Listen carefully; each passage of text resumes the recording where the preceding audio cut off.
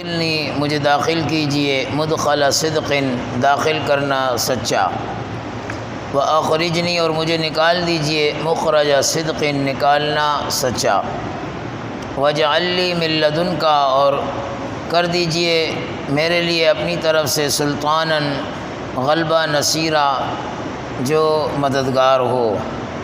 وقل اور آپ کہہ دیجئے جاء الحق وزہق الباطل حق آ گیا باطل چلا گیا، ان الباطل کان زہوقا بے شک باطل وہ ہے ہی جانے کے لیے مٹنے کے لیے۔ کفار اور مشرکین نے جب نبی پاک صلی اللہ تبارک و تعالی علیہ وسلم کو بہت پریشان کیا، ایذا رسانیاں ایذائیں پہنچائی، تکالیف پہنچائی، تو آپ کو حکم ہوا کہ آپ نمازوں کی پابندی کیجئے اور تہجد کی نماز اس کو بھی ادا کیجئے اور اللہ سے مانگیے۔ جب تکالیف حد سے بڑھ گئی تو آپ علیہ الصلاۃ والسلام کو ہجرت کا حکم ہوا کہ آپ ہجرت کر دیجئے، اور یہ دعا پڑھتے ہوئے آپ مکہ سے ہجرت کیجئے۔ آپ علیہ الصلاۃ والسلام کو حکم ہوا اور آپ علیہ السلام پڑھتے ہیں وقل اے پیغمبر آپ کہہ دیجئے یعنی پڑھ لیجئے رب ادخلنی مدخل صدق، اے میرے ربا مجھے داخل فرما داخل ہونا سچا، وأخرجنی مخرج صدق اور نکالنا مجھے نکالنا بھی سچا، مکہ سے نکالنا اور مدینہ میں داخل ہونا۔ پہلا جو مدخل صدق ہے اس سے مراد مدینہ میں داخل ہونا ہے، اور دوسرا مخرج صدق اس سے مراد مکہ سے نکلنا ہے۔ اب یہاں سوال یہ پیدا ہوتا ہے کہ مدینہ میں داخلے کا ذکر پہلے ہو گیا اور مخرج صدق مکہ سے نکلنے کا ذکر بعد میں ہو گیا، حالانکہ پہلے تو مکہ سے نکلا جائے گا پھر مدینہ میں داخل ہوا جائے گا۔ تو بتلایا جا رہا ہے کہ مکہ سے نکلنا یہ بھی امن کے واسطے تھا، اعلاء کلمت اللہ کے واسطے تھا، اور رب العالمین کا منشا یہی تھا، ان کی مرضی یہی تھی۔ آپ علیہ الصلاۃ والسلام خود سے نہیں جا رہے تھے مکہ سے، آپ کو حکم ہوا کہ آپ نکلو یہاں سے، تو گویا آپ اپنی ذات کے لیے نہیں نکل رہے تھے بلکہ آپ کے لیے ایک مقصد تھا، اور آپ اس مقصد کو برقرار رکھنے کے لیے اس کو فروغ دینے کے لیے آپ یہ ہجرت کر رہے تھے۔ تو جب مقصد سامنے تھا تو اس لیے مقصد کو پہلے ذکر کیا، اور مقصد یہی کہ آپ یہاں پر وہ کام نہیں کر سکتے لہذا آپ نکل جائیں اور ہجرت کر جائیں، تاکہ وہاں مدینہ پہ جا کر آپ پھر اپنے مقصد کے لیے میدان عمل میں اتر آئیں۔ صدق سچا ہونا، کہ مجھے نکال، مجھے داخل کر مدینہ میں، اور وہ داخلہ سچا ہونا چاہیے۔ جہاں پر صدق کا لفظ آ جائے تو اس میں سچائی کا محور زیادہ ہوتا ہے، سچائی پر ہی مبنی ہوتا ہے۔ قرآن کریم میں کئی جگہ پر کہا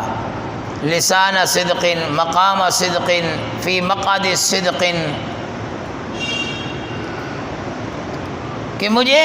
مدینہ میں داخل کر اور داخل ہونا سچا ہو، یعنی میں جب یہاں سے نکلوں مکہ سے اور مدینہ میں داخل ہوں اس لیے کہ وہ نیا علاقہ ہے، نیا شہر ہے، نئے لوگ ہیں، نہ جانے کیا معاملہ ہوگا۔ تو پہلے سے پیغمبر دو جہاں صلی اللہ علیہ وسلم دعا کر رہے ہیں کہ اے اللہ میں جب نکلوں اور وہاں داخل ہوں تو میرا وہ داخلہ وہاں پر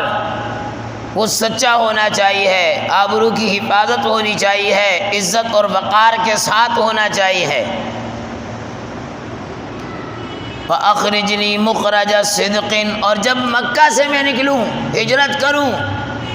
تو یہاں سے نکلنا بھی وہ سچا ہونا چاہیے، اس میں بھی میری اللہ حفاظت ہونی چاہیے، میرے دل میں مکہ کی سکونت کا میلان نہیں ہونا چاہیے، وہ قلبی محبت، قلبی میلان وہ نہیں ہونا چاہیے۔ ایک آدمی اپنے علاقے کو چھوڑتا ہے مجبوری کی بنا پر، لوگ دشمن احباب تنگ کریں، کتنا تکلیف دہ مرحلہ ہوتا ہے۔ اپنے پرائے جہاں پر بچپن گزرا، جس مکان میں پلے بڑے، وہاں زمین جائیداد سب اسباب ساری چیزیں، اور اسے وہ جب ترک کر کے چھوڑ کر نکلتا ہے، بڑا کٹن مرحلہ ہوتا ہے۔ تو اللہ کا نبی دعا کر رہا ہے اور دعا رب العالمین کروا رہے ہیں کہ یوں دعا کرو، اے اللہ میں نکلوں یہاں سے، میرا نکلنا سچا ہو، میری حفاظت ہو، میری مدد ہو، اور اللہ نے کر کے دکھایا۔ ہجرت کا واقعہ آپ نے کئی بار سنا ہے کہ کیسے اللہ رب العالمین نے حضرت ابو بکر صدیق رضی اللہ تعالیٰ عنہ کو یار بنا کر، سفر کا یار بنا کر نکالا، اور کس طرح آپ پہاڑ میں جا کے رکے غار ثور میں، اور وہاں پھر اللہ نے کیسے حفاظت فرمائی کہ دشمن غار کے منہ تک آ گیا، لیکن مکڑی نے جالا بن دیا، کبوتری نے انڈے دے دیے، اور وہ وہیں سے دشمن واپس ہو گئے۔ کہنے والے کہتے ہیں کہ اگر دشمن تھوڑا سا یوں جھانک لیتا، دیکھ لیتا تو یہ نظر آ جاتے، لیکن چونکہ پیغمبر علیہ الصلوۃ والسلام دعا کر کے جا رہے ہیں، رب ادخلنی مدخل صدق واخرجنی مخرج صدق، آگے پھر فرمایا وَاجْعَلْ لِي مِن لَّدُنْكَ سُلْطَانًا نَصِيرًا، اور میرے لیے کر دیجیے آپ اپنی طرف سے سلطاناً مدد،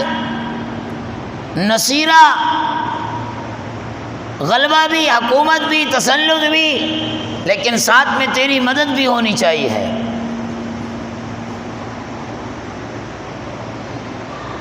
اس لیے کہ قرآن نام تو ہے ایک قانون کا، لیکن اس کو نافذ کرنے کے لیے غلبہ بھی چاہیے ہے، حکومت بھی چاہیے ہے، قوت بھی چاہیے ہے، تسلط بھی چاہیے ہے، یہ ساری چیزیں چاہیے۔ یہ نہیں ہو تو اس کا نفاذ مشکل ہے۔ پیغمبر علیہ السلام دعا کر رہے ہیں کہ مدینہ میں جاؤں، غلبہ نہ ہو، تسلط نہ ہو،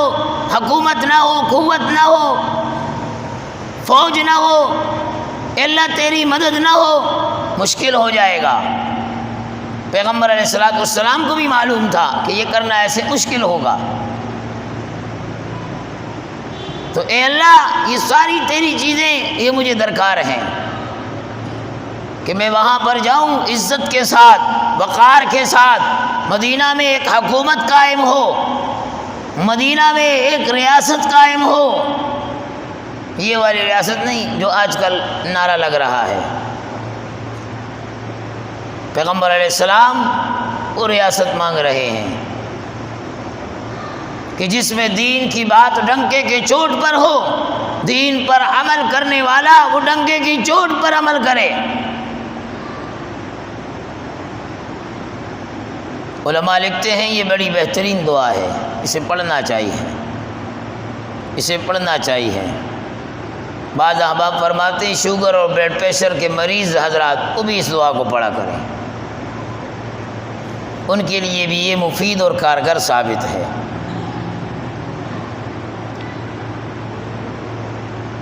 تو اللہ کا نبی صلی اللہ علیہ وسلم یہ دعا کر کے جا رہے ہیں، اور جب دعا پڑھ رہے ہیں مکہ کے مشرک ہنستے ہیں، مذاق اڑاتے ہیں، تمسخر کر رہے ہیں کہ ابھی مکہ سے نکلا نہیں ہے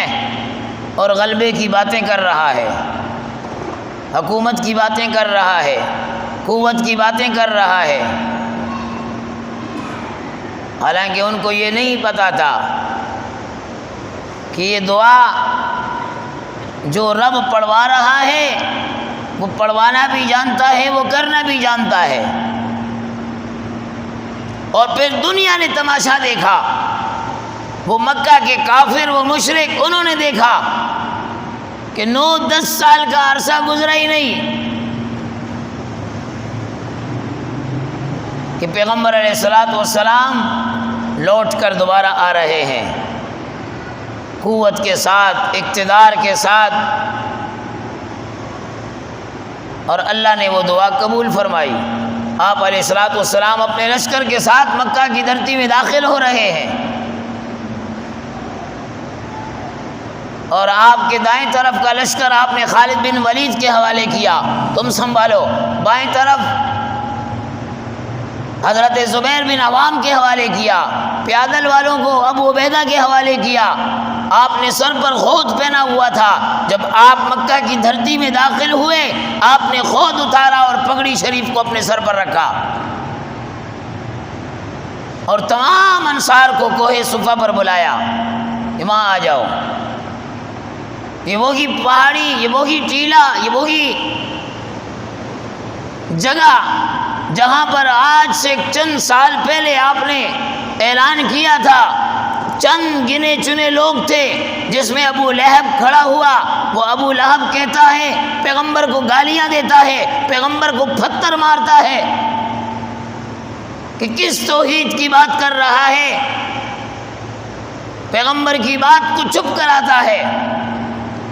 آج اسی کوہ صفا پر پیغمبر علیہ الصلوۃ والسلام آئے،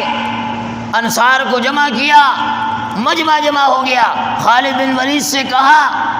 کہ جو راستے میں آئے مار ڈالو، چھوڑو نہیں۔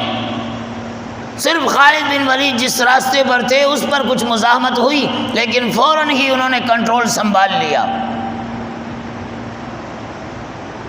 اور آپ نے اعلان کیا، آپ نے اللہ کی تعریف کی، الحمدللہ الحمدللہ الذی انجز وعدہ، تمام تعریفیں اس اللہ کے لیے جس نے اپنا وعدہ پورا کر دیا، وَنَصَرَ عَبْدَهُ، اور اپنے بندے کی مدد کی، نصرت کی، وَهَزَمَ الْأَحْزَابَ وَحْدَهُ، اور تمام لشکروں پر اکیلے ہی فتح حاصل کر لی، سب کو شکستیں دی۔ فلا شیئا ابدا فلا شیئا بعدا، اور اس کے بعد کسی کی ہمت نہیں ہوئی۔ لا الہ الا اللہ وحدہ لا شریک لہ، آپ نے فرمایا کہ کوئی اللہ کے بعد کوئی معبود نہیں ہے، وہ وحدہ لا شریک ہے۔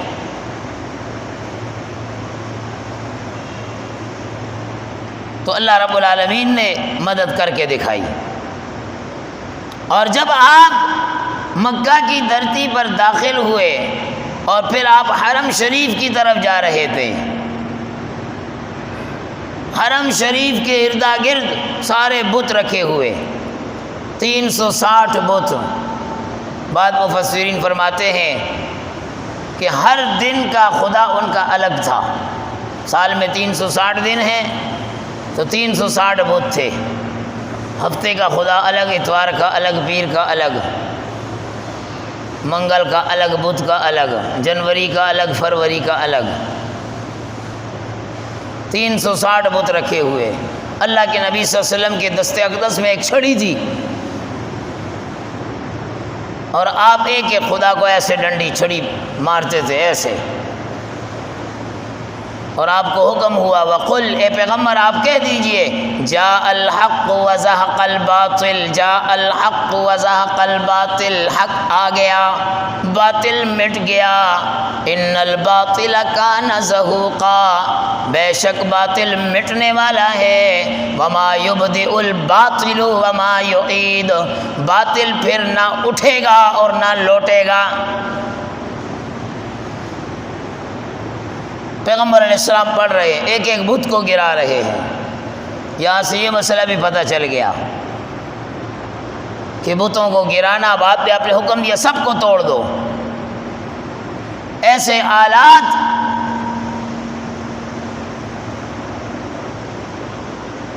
جس میں تصویر کشی ہو، ایسے حرام اور دین کے خلاف آلات، معصیت کی طرف لوگوں کو بلانے والے چیزیں، ان سب کا توڑنا ہی جائز ہے۔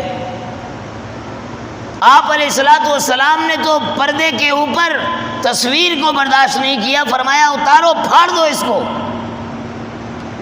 پردے کے اوپر تصویر کو برداشت نہیں کیا۔ آج تو گھروں میں بڑی بڑی تصویریں، یہ باپ ہے ہمارا، یہ اماں جان ہے، یہ دادا جان ہے، کمروں کی رونق بنائی ہوئی ہے، دیواروں پر لگائی ہوئی ہیں، اور اسی کمرے میں نماز پڑھ کر سجدہ کر رہے ہیں۔ الامان والحفیظ۔ تو فرمایا پیغمبر علیہ الصلوۃ والسلام سے، آپ نے سارے بت توڑ دیے، ایک بت بھی نہیں چھوڑا۔ اس کے بعد فرمایا